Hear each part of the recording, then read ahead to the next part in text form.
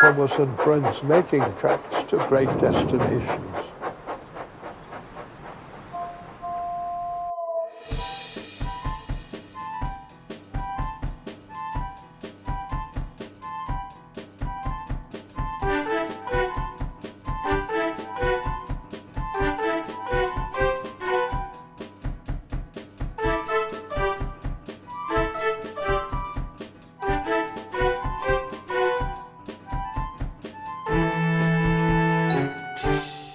Toby, Trucks and Trouble. Mavis is a diesel engine belonging to the Farquhar Quarry Company.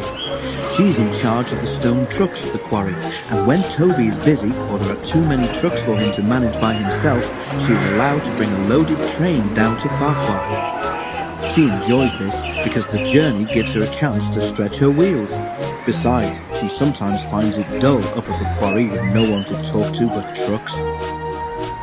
For most of the way, the line runs beside a road. Mavis is always very careful, especially at the place where Thomas once had an argument with a policeman. A road crosses the line here, and though there are warning signs, some of the cars and lorries come round the corner much too fast. They make Mavis nervous. There'll be an accident one day, Mavis's driver often says as they pass the place, and she feels sure he is right. One day, Mavis was late. The trucks had been in all the wrong places, and she had to waste time sorting them out. As she came down the line, she felt them surge against her. "Stop pushing," she growled.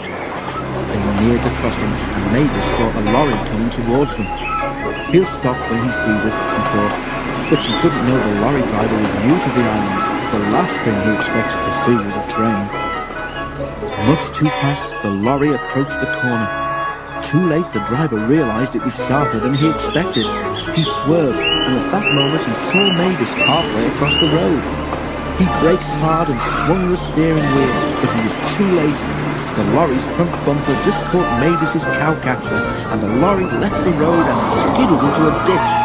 With a loud crash, it fell onto its side. Mavis, who had already stopped, watched in horror. "Ouch!" she exclaimed. "That hurt." "I didn't push him over," she cried in alarm. Her driver laughed and jumped down. "No one's blaming you," he said, "but I hope the lorry driver is all right." The lorry's right-hand door was deep in the ditch, but now a figure could be seen struggling to climb out at the other side. Mavis's driver went to help. "Is that a train?" the man demanded. "It certainly is," laughed Mavis's driver. "You must be new here not to have seen us before." Mavis's front was bent, but she wasn't badly hurt. Her owner sent her to be mended and asked the fat controller if he could borrow Toby while she was away. "What about the trucks down here, sir?" Toby asked anxiously. The fat controller nodded. "I'm afraid it will mean more work for you, Percy," he said, "but Toby's side plates make him the only engine who can go up there. You remember what happened to Thomas, don't you?" And with that, they had to be content. The fat controller first met Toby and Henrietta a long time ago when he was on holiday in East Anglia. Later, when their line was closed, the fat controller heard about it and brought them to Sodor. Before that, Toby had worked at a harbour with several of his brothers. The harbour had been busy and the engines were kept bustling about, but Toby never really had a chance to exercise his pistons properly until he had his own line to run on. One day, Toby was resting alone in the shed at Farquhar. That morning, Percy had been talking about the harbour at Knapford. Toby remembered the old days when he had worked at a harbour too. "I'm too old now to dash about like I did then," he thought. "Backwards and forwards all day long, between the harbour and the big station, with never any chance of a holiday. But I did go to the seaside once," he remembered. "For a while, anyway." His driver and fireman had been so excited when they came to work one day. "We've been promised a trip to the seaside," they said. "What do you mean?" asked Toby. "There's a seaside village near here," explained the driver, "where they have a festival each year. Lots of people come to it, and one of the organisers thinks it would be a good idea to have a display of engines at the station as an extra attraction. And you, Toby, are to be one of them." Toby went to the shed at the big station. He was given new paint, a new bell, and his brasswork was polished until his driver could see himself in it. "You haven't looked so smart for years," he said. "I nearly didn't recognize you." They set out for the junction where the branch line to the village began. As they arrived, a train came in from the branch. The engine was younger than Toby, but he was dirty, his rods clanked, and steam leaked from everywhere. "The poor engine," said Toby. "Can I help pull his next train to the seaside, please?" The station master agreed, so Toby was coupled in front. "Festival time is the best time of the year," the other engine said. "Lots of extra trains and visitors. I expect you'll be able to stand on the long carriage siding." They soon reached the seaside station, where the station master came out to meet them. He was surprised to see Toby. He stared, frowned, and went away shaking his head. Next day, Toby was excited. He woke early and saw the sea sparkling in the distance. White birds wheeled and swooped overhead, making loud, mewing noises. "I wonder what they are," thought Toby. "I must ask my driver when he comes." But his crew arrived looking glum. "It's all off, Toby," his driver said. "They say there's nowhere for you to stand." "But what's wrong with where I am?" wailed Toby. "I'm not in anybody's way here." "It's just an excuse, I reckon," said Toby's driver, lowering his voice. "The real trouble is you're too smart, Toby. They're afraid you'll show their branch line up." Just then, a door banged, and Toby jumped. "Wake up, Toby," smiled his driver. "Time to get back to work." Toby sighed as he moved in the shed. "Well, I did get to the seaside," he murmured, "even if it wasn't for long. But I think the fat controller would have managed all that festival business much better." Poor Toby.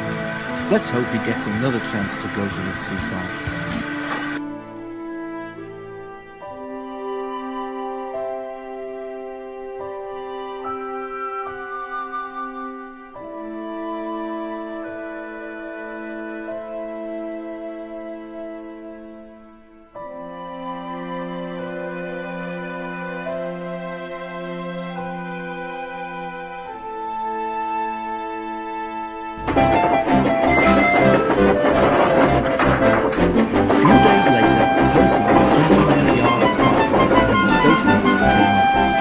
"Leave those trucks, please, Percy," he said. "There's an emergency down at the harbour. The Fat Controller wants you to go and sort it out straight away." "But Toby can't," began Percy. "Never mind that," the station master said. "The Fat Controller needs you double quick. Leave us to worry about the shunting."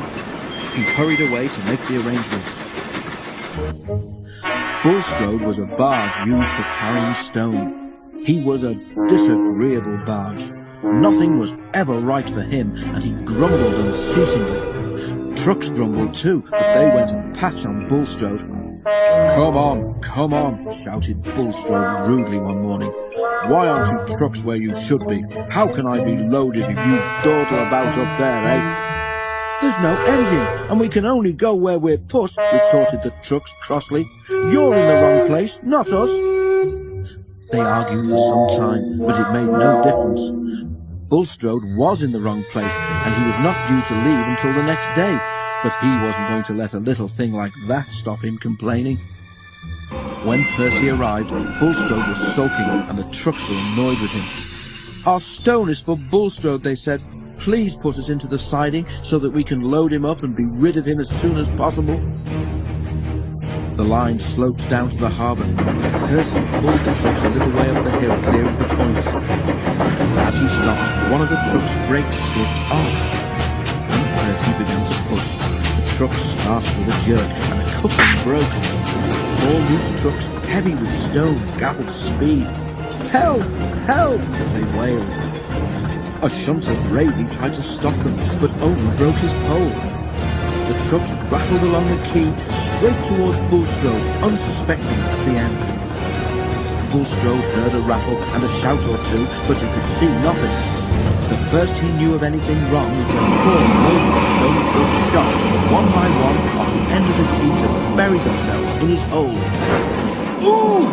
he exclaimed, but Anything else was lost in a gurgle as the trucks burst a hole in his hull and water began to pour in. Bulstrode experienced an awful sinking feeling. "Save me," he spluttered. "I'm drowning." But Bulstrode didn't drown. As chance would have it, the tide was out, so he did not go right under the water. The trucks were upset losing some of their friends, but were very little bothered about Bulstrode. Nothing but a nuisance he was, they said to each other, always barging in and moaning about not being loaded fast enough. They sniggered. This time he got his load faster than he bargained for. Serves him right, if you ask us. Percy was kept busy for some time afterwards clearing up the mess. When the remains of the trucks had been lifted out of the water, he took them to the scrapyard while workmen rescued what stone they could. As for Bulstrode, when everything else had been cleared, his remains were towed to a nearby beach where they could do no harm. There you are. Now you can just stay here. Children can play in you all day, and at long last you'll be useful. Now children play happily among the wreckage. If Bulstrode is still grumbling, as I expect he is, the children take no notice.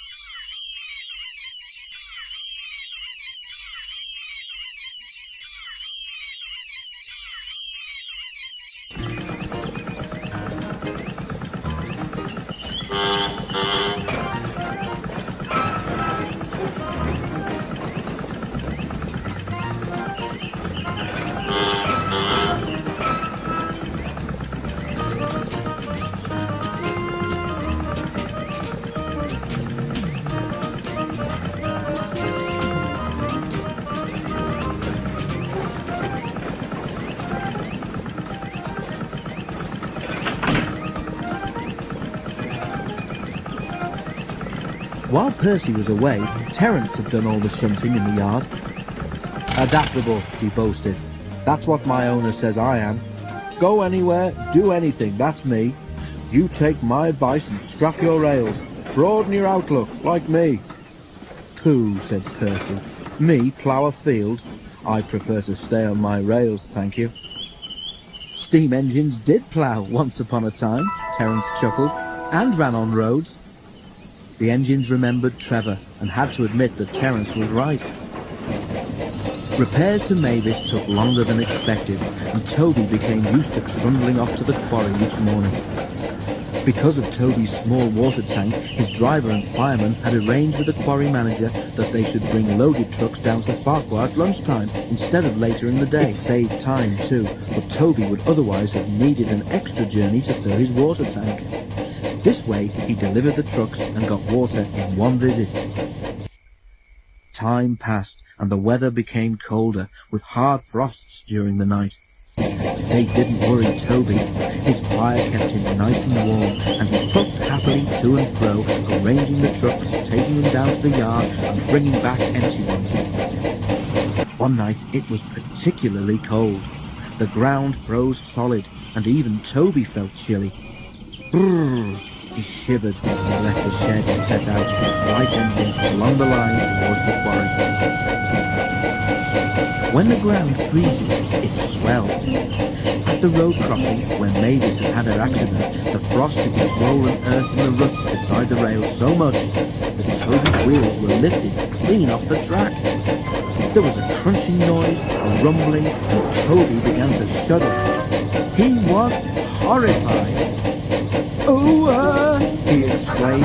"What's happening?"